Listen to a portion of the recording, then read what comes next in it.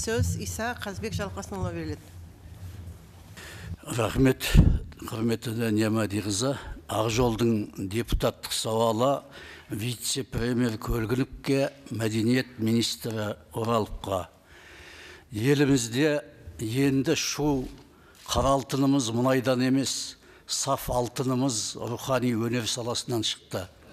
Мәдениет министрлігінің ұлттық киноны қолдау мемлекеттік орталығында дау болып жатыр. Кино орталығынан шыққан кино небір детективті фильмдеріңізді жолда қалдырады. Өйткені 2020 жылға мемлекеттік қаржылық қолдау конкурсына бақандай 153 кино жобаны қатыстырмай тастаған. Барлығы 283 жобадан қабылданғаны тек 130 ғана. Бұл жартысынан астамы далада қалды деген сөз. Бұл бұрын соңды болмаған эксес. Бұған дейін, бұл жылдарға дейін 1%-дан 5%-ға дейін ғана қабылданбайтын болса құжат, ал бұл жолы 10 еседен де асып түсіп, 60%-ға жуық болып отыр. Яғни 153 жоба сарапшылар кеңесіне жете алмай, әділ бағасын ала алмай жолда қалып отыр. Батыраштық балтасына ұшыраған бір емес, мұншама 153 жоба егер жолы болып өндіріске кетер болса, оларда істейтін 30-дан 60 адамға дейін адамдарды есептесек, бұл 10 мыңға жуық адамның тағдыры. Ерекше назар аударатынымыз, далада қалған бұл жобалардың ішінде былтыр сарапшылар кеңесі ең үздік сценарий деп бағалаған режиссер Азамат Шарғынның Шырмауық секілді фильмдері де бар. Егер мәдениет министрлігі бұл дауды тезірек шешпесе, ұлттық киноны қолдау орталығы ұлттық киноны қорлау орталығына айналып кете бере ме? Бұл мәдениетті қолдауға баса назар аударып отырған президент Тоқаевтың әділетті Қазақстан саясатына қарсы салып отқан саботаж емес пе?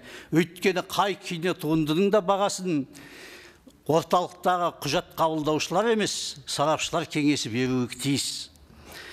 Мәжіліске бір топ депутаттарға келген 50 шақты киногер қол қойған арызға қарасақ, ұлттық киноны қолдау орталығында жасалып жатқан кедергілер өте көп. Бірінші, орталық өздерінің ішкі ережесін аяқ астынан өзгертіп тастап, еліміздің 3 заңын бұзып отыр. Бұл бәсекелестік туралы заң, кино туралы заң және тілдер туралы заң. Егер әркім кино орталығы секілді өз білгенін істеп, ішкі ережесін өздеріне қажет өзгертіп ала берсе, онда парламент бұл жерде не үшін заң шығарып отыр?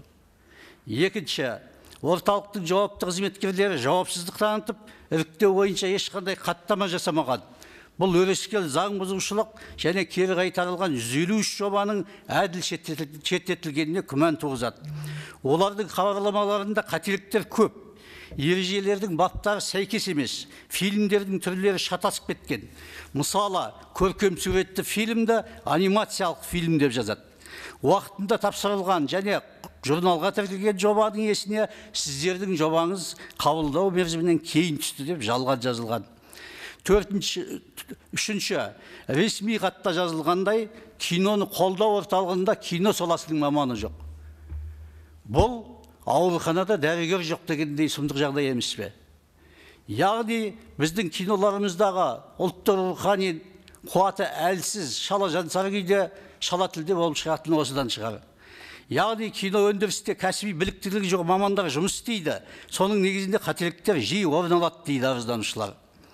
Төртінші, ашық қорғауға өткен 130 жобаның ішінде жұртқа мәлім болғандай 10 шақты жобаның құжаты тура өтпей қалған жобалардың құжатындай толтырылса да қабылданған.